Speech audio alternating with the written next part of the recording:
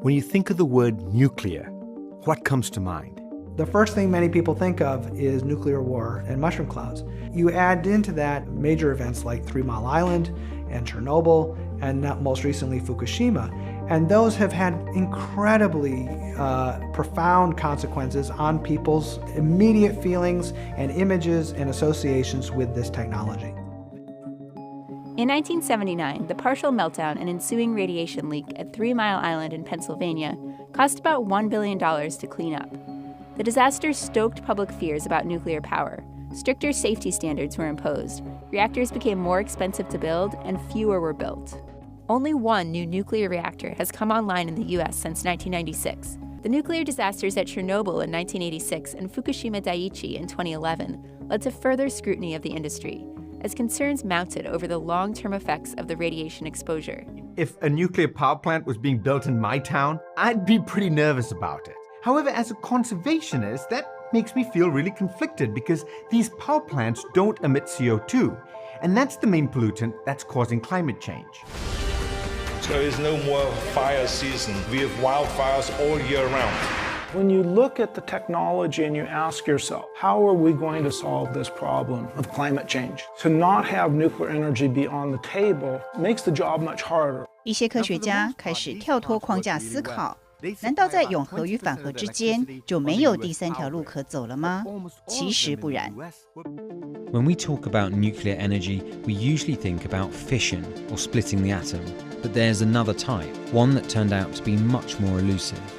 I give the command. Fusion! Fusion has been called the holy grail of energy. We'll see it every day because the sun is fed by fusion. We want to do the same here on Earth. 核融合不是新的概念，早从1920年代起，科学家就不断找寻实现核融合的方法。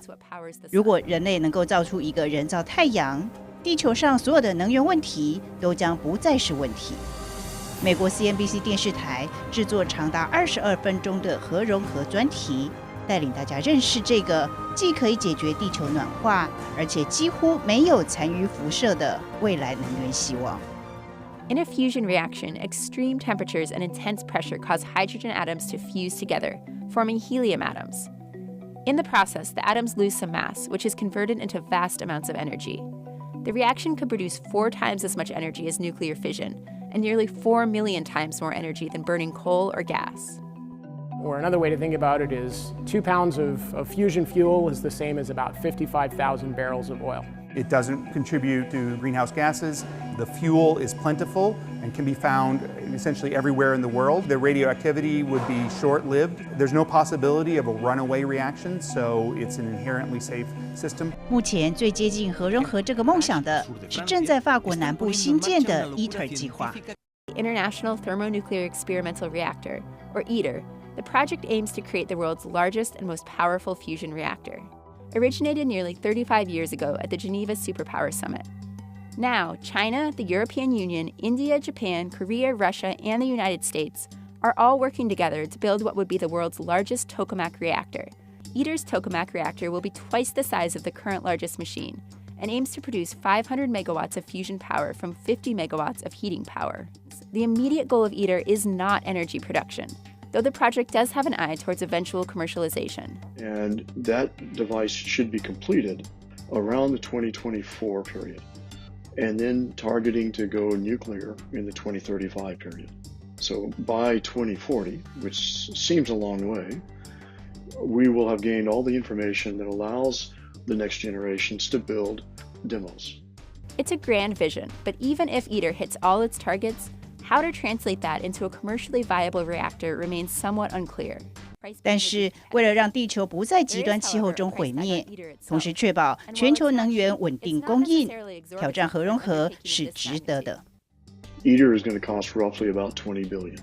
It cost roughly about $120 billion in today's money to put Neil Armstrong on the moon. So we're a fraction of that cost. As of 2019, about 450 reactors worldwide operate in 31 countries. And some countries, such as France, Hungary, Slovakia, and Ukraine, get more than half of their power from nuclear energy, generating about 10% of the world's total electricity. This represents 29% of all the world's low-carbon power, and 55% of the United States' low-carbon power. Countries such as China, India, and Russia are building new reactors at a fairly fast clip. But in the United States, more than one-third remain unprofitable or face closure. Climate change activists say the world needs to decarbonize using the resources we have now, before it's too late.